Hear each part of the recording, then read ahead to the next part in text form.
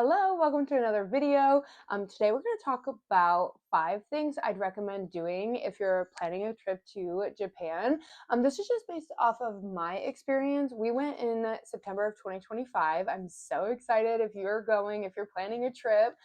So I actually planned everything that we did based off of blogs and things like that. And I didn't see a lot of videos like this out there. I did film another Japan related one that was like things that I would pack. So if you haven't watched that, go check it out.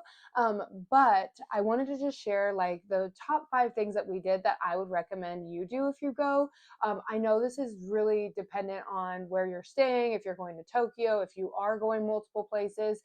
So just have that in mind. But if you are going to like Osaka, like here's a couple things you can do. It just really depends on what you're going for, what you're doing, all of those things.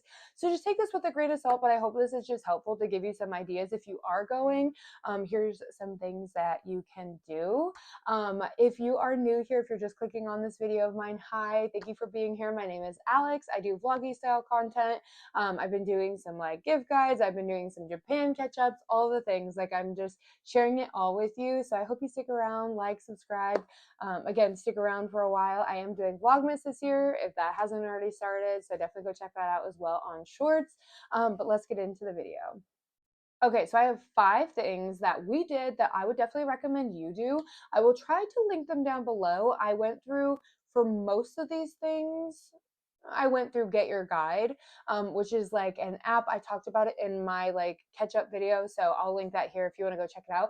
But it's just an app where you can like schedule like activities and things to do if you're visiting places, if that makes sense. So like one of the things that I like, we like my husband and I love food, and one of the things we tend to do is go do food tours. It gets you outside. It gets you like doing like eating authentic food wherever you're at. And I love that. Like, I wouldn't know. I mean, like, obviously, when you think of Japan, you think of sushi and ramen, but like, what else is there, right? Like, I don't know. Like, there could be so many other things. And it also gets you in contact with a guide who can explain some of the history of the food and things like that. And we love that. So we scheduled the food tour, and there were so many things. Like, I think we had one thing of sushi. We had a little bit of ramen, yes, but then we also got so much history and learned so many things, not only about their food, but about the area we are in and things like that. So, highly recommend wherever you're visiting, even if it is Japan or even if it's not, like doing a food tour. We always have so much fun with that. Also, Japan is obviously known for Mount Fuji, so I definitely recommend going to see it. It was so crazy though. Like when we went, it was again, I think I said September of 2025.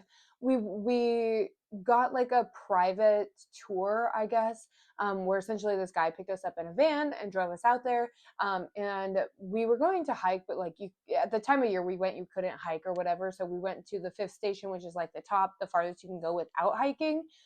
So we got up there, and then like in one of the shops, you can go up to the top to see Mount Fuji, and it was so foggy. You literally could see nothing, but we literally drove 5 minutes down the road, and you could see Mount Fuji again. So he was so gracious and let us stop and take a picture with Mount Fuji and all of the things and take videos.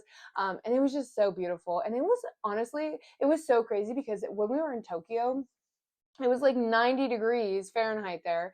And then you get to Mount Fuji, and I was cold. It was so cold. It was just crazy. And obviously, I think Mount Fuji also had snow on the top. So obviously, that was to be expected. But I just didn't prepare for it. But definitely a must see is Mount Fuji. It's so beautiful. Another thing, if you are going to be in the Tokyo area, is Universal Studios. We had so much fun.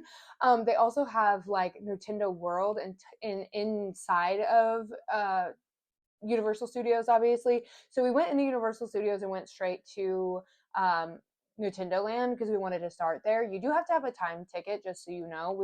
I think you just get in the app and it like you can pick a time and you have to like you can't get in earlier than that. But we got in and then you can stay in as long as you want, and then once you're out, you can't get back in unless you get another time ticket. I don't know. I'm not a Disney person or a Universal Studios. This was my first time even being in Universal Studios, whether like period. So this was all new to me. So if it's all new to you, then this probably isn't making sense, but most of you are probably like, yeah, like duh, that's always how it works. But I didn't know that, right? But anyway, so we went to Nintendo Land. That was really fun. We waited in like one of the newer rides that opened in December of 24 for like 3 hours. So the line was long for that one, but all the others were pretty manageable. And then after we got out of Nintendo World, we did some of the like Jurassic Park stuff. Like there is just so much to do there, and it was a lot of fun. So if you are into like theme parks and stuff like that, I highly recommend hitting up Universal Studios in Tokyo. So the other couple items that I have, the other two, aren't near Tokyo. So if you're only going to Tokyo and you have to end the video here, that is fine. I totally get it. Thank you for watching. But the other two are like Hiroshima, doing a tour there and like getting there. So we did 1 week in Tokyo and then 1 week in Osaka. And then from Osaka, we went a couple other places. We went to Kyoto, we went to Hiroshima. But I definitely recommend, if you can make it out to Hiroshima, to do it, especially if you're American, because like even our guide was just so grateful for us being there. He's like, thank you so much for taking the time to learn about it, to see it, because it is a huge piece of our history, like not only their history, but also our history. And it was just, it was just wild to see. Like it kind of just puts it all in perspective for you. And you're not like seeing it out of a history book or something like that. Like seeing it in person, and it's just crazy. And again, I just think that as Americans, like we wanted to learn and see it, and just learn. And our tour guide was so grateful for us to even just take the time to do it. So I highly recommend, if you can make it out to Hiroshima, to see all of that and learn some of the history. And then the last thing is actually in Kyoto. It is I don't know how to say the first name. I'll put it on the screen here. But it's a monkey park. And I think out of all the things we did, this was one of my favorite things. Oh my gosh, it's a little bit of a hike. So you do have to take that in mind. So if you are a little bit older, it might not be for you. You do have to walk upstairs, and then it's a bit of a hike up there. But once you get up there, it's so sweet. You're going to just see the monkeys in their natural habitat. There are some rules, like no crouching, no getting your phone in their face. Like, they are still wild animals, right? It was just crazy the amount of people we still saw doing that. But anyways, I digress.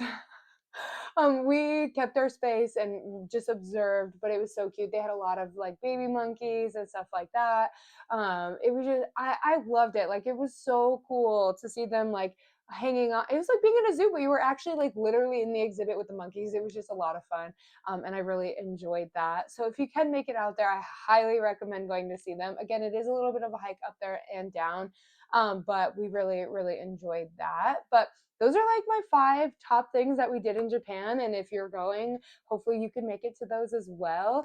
If you are planning a trip to Japan, let me know when you're going. Let me know how it was, if you've been, what were your favorite takeaways down below, because I'd love to know. But I hope this was helpful for you if you are planning a trip. Appreciate you watching and being here. So thank you for watching this video. I'll see you in the next one. Bye.